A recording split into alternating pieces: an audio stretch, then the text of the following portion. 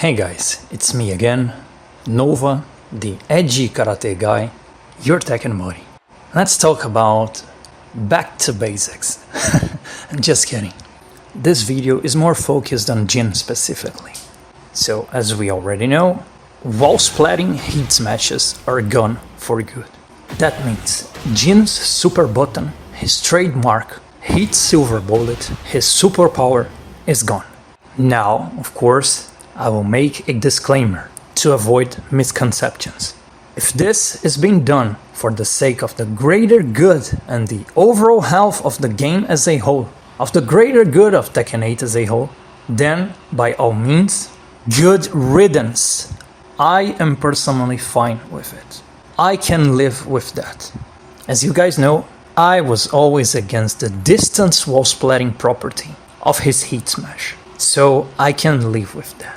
But apparently, Jin will receive compensations for the butchering of his wall splatting heat smash. And unfortunately, these compensations seem to further mischaracterize Kyokushin Karate Jin Kazama. Apparently, he will be receiving a heat enhancement from his clawing down for two bullshit that wasn't even supposed to exist. Once again, they are recycling Devil Jin elements to add to Jin gameplay. The new move apparently is recycled from Devil Jin's Tsujikaze animation, and apparently it will function just like Armor King's heat enhancement, down back 2, 1. And here's the thing, we didn't ask for it. We never wanted this. This will further mischaracterize Jin. I personally never wanted any compensation. I just wanted his heat smash to be nerfed in a very specific way. So, here's my perspective, and I'll be sharing with you guys. Here we go. Enjoy the ride, guys. So, what is Jin's heat smash? Jin's heat smash is Jin's superpower in Tekken 8. It is a devastating silver bullet. You have one shot to make it happen.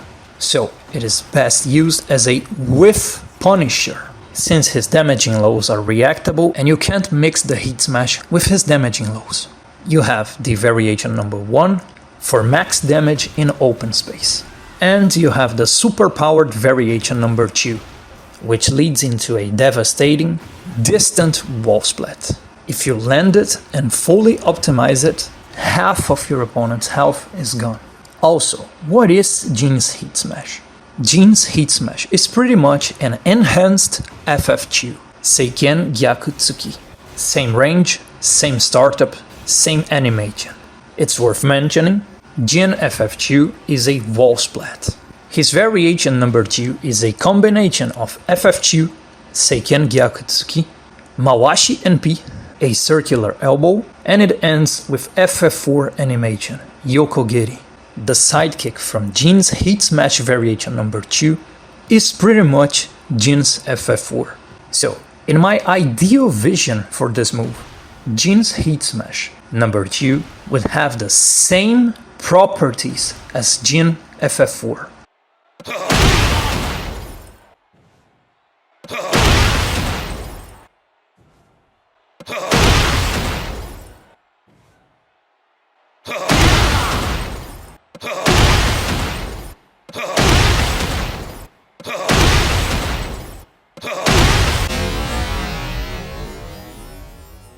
So, what I mean by that is, Jin's heat smash number 2 would only lead into a wall splat if the opponent is literally backed against the wall, and it would have to be a straight wall splat. It would only happen on point blank range, exactly like Jin's FF4.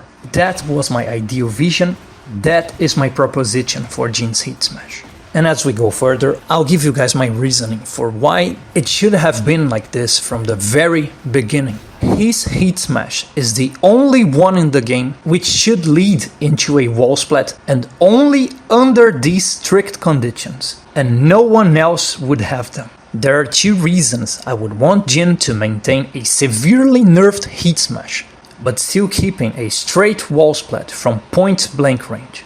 The first reason, obviously, is purpose. If you remove the properties of the second heat smash, what you get is an obsolete option that deals much less damage, with no reason for existing. The second reason goes deeper. The complete removal of the wall-splatting property will affect Jin miles and miles above every other character that also has a wall-splatting heat smash.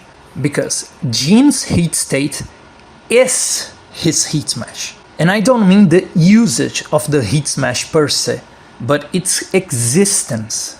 During heat, Jin's offense building completely revolves around the existing threat of the heat smash. Unlike every other character in the game, Jin doesn't get powerful heat enhancements. He doesn't become a super boss character. He remains Jin, but he's armed with one super-powered silver bullet. That is usually his heat smash or one of his powerful heat dashes. Let me demonstrate. Aside from chip damage, which every other character also gets, Jin's heat state in a nutshell is one silver bullet. He also has a hidden superpower in 1+2, but this superpower is not accessible to all Jin players. This takes inhuman hit confirming skills to be able to pull it off. So a very small percentage of Jin players on the planet will be able to use this properly.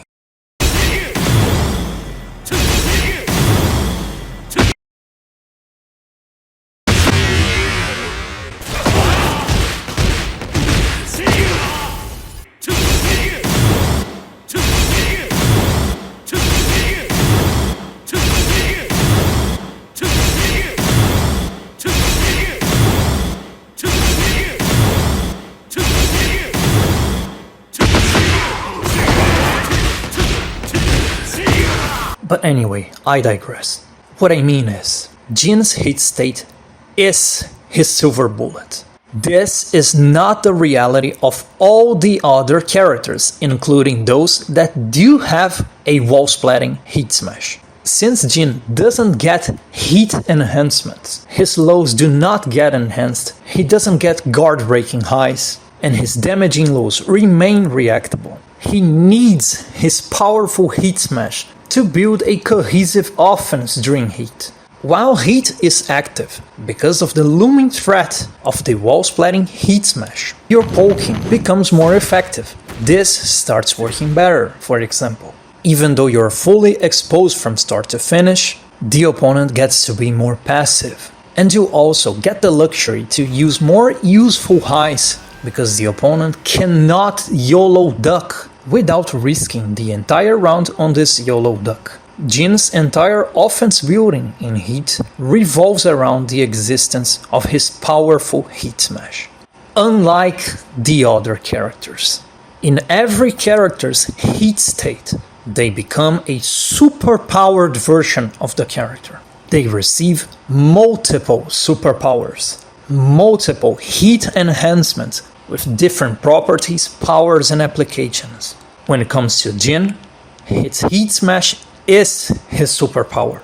So let's have a quick glance of what the other characters who happen to have a wall-splatting heat smash are able to do while in heat. What other superpowers do they have? Will the weight of losing the super-powered silver bullet be the same for them? Let's see.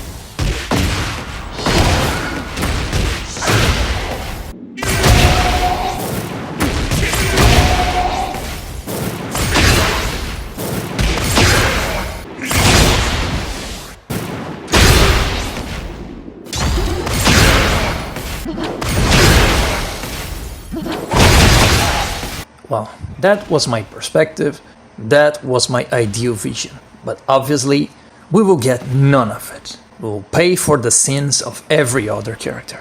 As usual, I really liked the fact Jin had a significantly weaker heat state in comparison to everyone else in exchange for a very powerful silver bullet. I really liked this compromise, and the fact that this also set him apart from the other characters. Of course, I just really wanted it nerfed, but at least retaining a point-blank Wallsplat. But we don't always get what we want, right? Particularly as Jin players, since we want a more traditional version of Jin Kazama for Tekken 8. So what we will get is heat enhancements. What we will get is a further mischaracterized Jin with even more devil powers, homogenizing him and making him just like everyone else. It's all so tiresome. In any case, I believe a collective removal of wall-splatting heat smashes is a good decision for the greater good of the game. These two perspectives are not mutually exclusive. So, there's my 2 cents on this matter. Now I want to hear from you guys. Did you think Namco did a good job in removing his wall-splatting heat smash in exchange for further mischaracterized devil-powered heat moves instead of karate-based moves? Wouldn't simply nerfing the distant wall-splat and not giving him any compensations that further mischaracterize him, further homogenize him, a much better solution? I'm all ears, guys. I want to hear your perspective as well. As for quote-unquote back to basics, we know we can't trust their rhetoric. I'm absolutely positive the elephant in the room, that is, the despicable state of Tekken 8 movement, wasn't addressed in Season 3. I'm absolutely positive. Even so, I will hold on to the hope that they at least did a decent enough job to improve the Tekken 8 experience. That's it for today, guys. Thank you so much for watching. We'll be seeing each other again. God bless. After winning the King of Iron Fist Tournament 8, Jin Kazama decided to ball the